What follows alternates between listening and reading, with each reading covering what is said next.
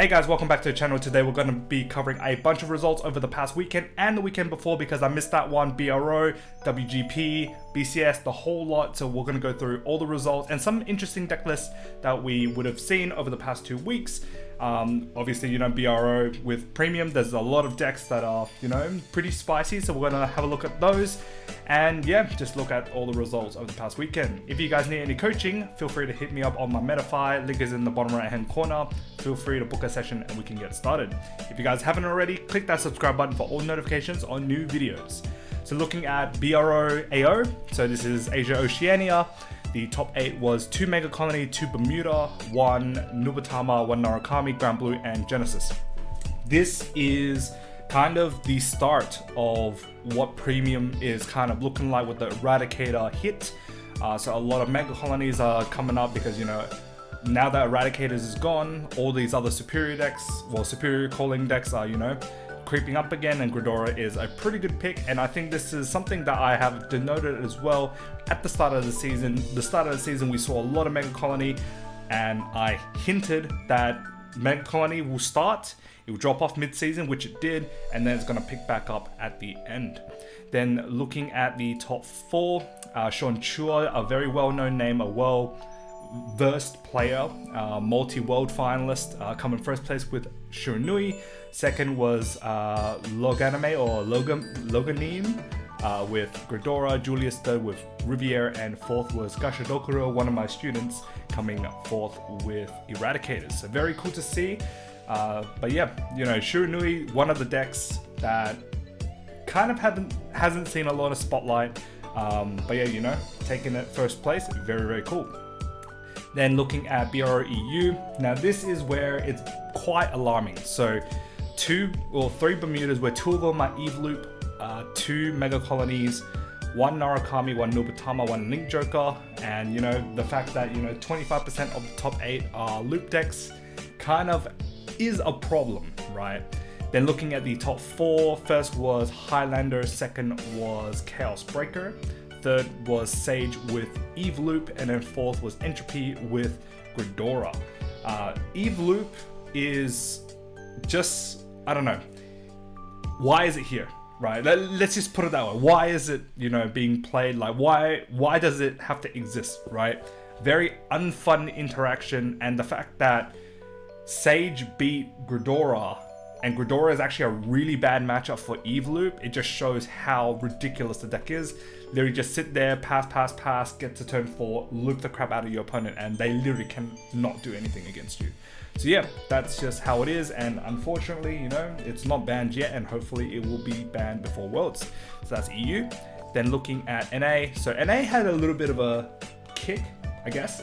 2 Narukami, 1 Highlander, 1 D-Pole, 1 Link Joker, 1 Dark Regulus, a Castile variant, very cool to see, 1 Gurguit, and 1 Angel Feather, and I think this is Ramiel? Oh no, not Ramiel, well, whatever the break ride is. So yeah, Angel Feather. That is not Angel Gize, very cool.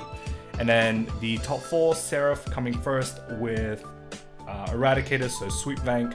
Second was also Sweep Bank, third was Chaos, and then fourth was Dieliner. So yeah, all the deck codes are there. Feel free to hit it up on the English deck log. So yeah, that's all there. Then looking at WGP Season 2 in Nagoya. So a huge portion is now Shiranui. I think with the introduction of the 2 new Stride Decksets, Shiranui just seems to be very, very strong, and we'll see later on how strong it really is. But majority are bringing Shiranui and Mygo in their team composition, and then a splash of pretty much everything else for the diversity cut's sake. So Youthberg, Leonore, Bastion, and the whole lot. Then looking at the final 4 teams, 3 out of the 4 had Shiranui. So first place was Mygo, Shiranui, and Leonore. Second was Luage, Shiranui, and Youthberg.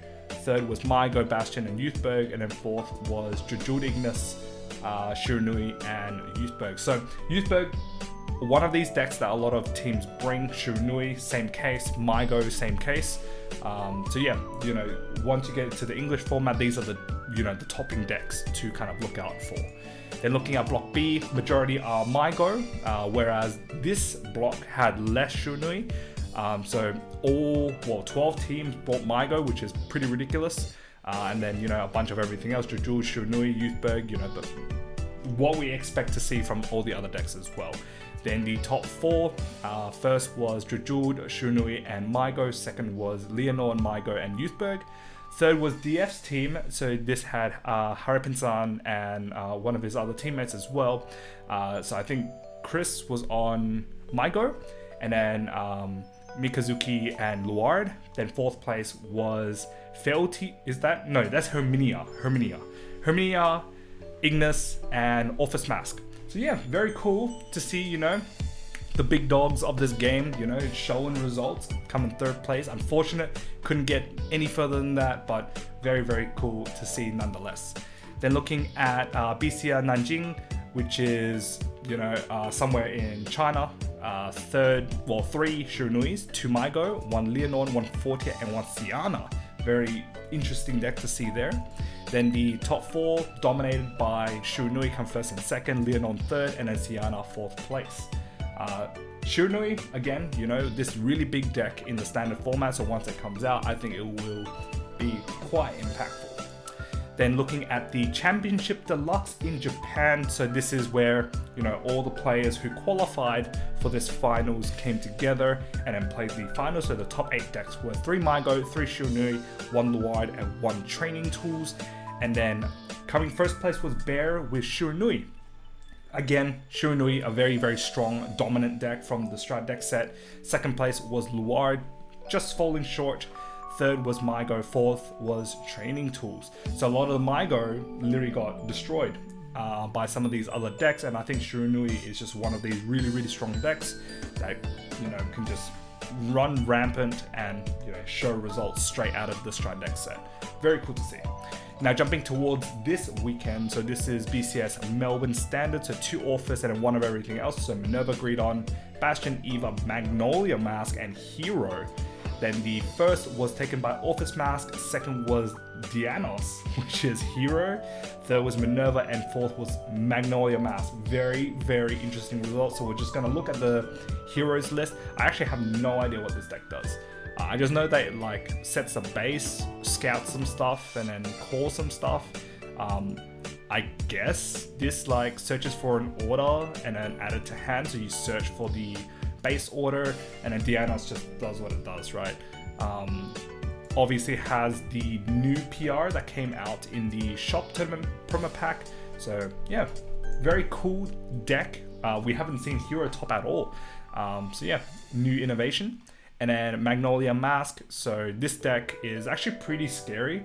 So it will get to a point where like you're on Magnolia Mask, you have to attack with like 6 attacks, and then like each attack has like retire. Pretty gross. But this list plays 2 Magnolias and then 4 Mask, I guess, for like the, you know, the removal skill. And then, you know, everything else is kind of like, you know, you Persona Ride. I think this applies to back row units as well. And then running 4 of the Misty Arc Habitat order to kind of get your units too. So yeah, very cool deck, not gonna lie. I haven't seen Magnolia Mask kind of top. And yeah, very cool results. Then to Melbourne V, which is 2 Grand Blue, 2 Tharvas, 2 Ange, 2 Bermuda, 1 Ange, 1 Highlander, 1 Chronojet, and 1 Armor Break. And then the top 4, Kelvin Yap, my boy, coming 1st place, sponsored invites to Worlds. Congratulations, buddy. Usually it'd be him and I in finals, but not this year. I was obviously in a different location playing a different game. But very, very cool to see that, you know, he's still getting results and finally getting the win. So 1st place was Kelvin with Night Rose, 2nd was Reindeer, 3rd was Armor Break, and then 4th is Ange. Now looking at the Armor Break list, very interesting list, very different from what you normally would see with Vanquisher. So this deck runs 4 Armor Break Dragon and Gauntlet Buster. So I think maybe the idea is you start with Gauntlet Buster first, clear the front row, and then obviously you know how the meta is very Tharvas dominant, then you know, ride into this, clean up your opponent's board, and then yeah, pretty much guard unguardable numbers with like a billion crit, and then yeah, just send your opponent straight to the next round. So yeah, that's pretty interesting. I think I saw this list in Sydney. I think in Sydney one as well, but a very different variant, playing the Dungaree engine. But this one plays the Eradicator with the Spark Rays Demolition engine, and then Gauntlet Buster to kind of play that mid game, and then obviously finish with Armor Break as well. So yeah, very cool list. Now looking at Melbourne Premium, so 2 Narukami, where one of them is a Vowing Armor Break, and then the second one being, you know, Vanquisher Eradicators. Then 2 Mega Colony, one of them just being, you know, pure Darkface Ghidorah, and then 1 Flagbird Colony, 1 Bermuda Triangle. So I think this was Ayrton with Eve Loop, 1 Dimension Plays, 1 Raging Form Dragon, and 1 DOTX. Very cool to see. Some of these decks very diverse. And then first place was the Armor Break Vowing Saber. Very cool innovation on, obviously, you know, the new ban list. Choice restriction between Sweep Command and Demolition Dragon. So obviously, you know, taking the Demolition package and then popping in Vowing Saber as well. Then looking at Uber playing DOTX, coming second place. There was Nick Horsnell with Sweep and Vanquisher, so obviously opting to play Sweep over the Demolition Dragon. And in fourth place was Alex Joe with Raging Form. So I guess maybe just looking at 2 of the lists, so DOTX, this one is pretty stock standard, I think. So, you know, you're maxing out 2/2 with DOTX, 3 DNs to copy in, and 1 Rebirth. This one doesn't play the Damage Exploders in comparison to one of the other decks that we saw, I think, in the BSF season. But yeah, you know, this deck playing draw PGs and still having access to 1 Sanctitude, and then playing the extra Conroy in the deck to kind of, I guess, run as a pseudo grade 1 or less Kagero unit. So, you know, you can get like Honolese if you need it, Conroy to kind of, I guess, pick up, you know, whatever grade 3 that you need. But yeah, otherwise everything else just is what it is. So yeah, very cool list. Then looking at the Raging Form list, so this list was piloted by Alex Joe, 4/4 Raging, and then the 1 Blaster Dark Revenger Abyss, taking out Backroy, I guess, but other than that, it doesn't really serve too much of a big purpose. I think maybe, well, more of the core is with Dark Bless Angel, and then Mana as well. You know, just calling stuff, compressing your deck, and then just hitting a bunch of triggers, and yeah, that's pretty much how it is, right? Restand your Vanguard a bunch, and yeah, very, very strong deck, I think. Raging Form is one of these decks that, you know, has performed well, hasn't won an event, but has topped. So very cool to see a Raging Form list. Then jumping now to the European side of things, so BCS France, 2 Willista, 2 Jet, 1 Greedon, Orphis, Chaos, and Minerva. So this just shows that, you know, even with the restriction for Willista, it's still a very strong deck. And then this infographic also shows that as well. So first place was Greedon, second was Willista, third Orphis Mask, and then fourth was Willista. So, you know, these decks, very, very strong. Willista still as good as it is. And, you know, when we saw the restriction, I actually thought that, you know, Willista wouldn't get hit severely. I think it's just, you know, one of its tools just kind of gone. But I think one is, I guess, more crucial than the other. So yeah. Then looking at France V Premium, 4 Aqua Force, where 3 are Thavas and 1 is a Maelstrom, 2 Night Rose, 1 Bermuda, which is a Lupina deck, and then 1 Narukami. Then the top 4, so first and second taken by Night Rose, and then third was a Maelstrom, beating out Lupina coming fourth. So just looking at the third and fourth place list.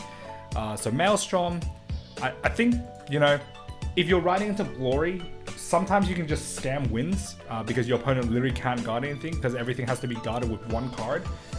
And now that the power is pretty crazy, like, yeah, it's nearly unguardable. So yeah, Glory can steal games. And then just looking at Lupina, so this is a pretty interesting list. So this kind of goes back to like when Lupina first came out and it ran the Melody package. So you're running like 4 meeps to find your Sonata, your Karos for boosting, right? And then now you have access to the Sonata, which is also like just another big power boost.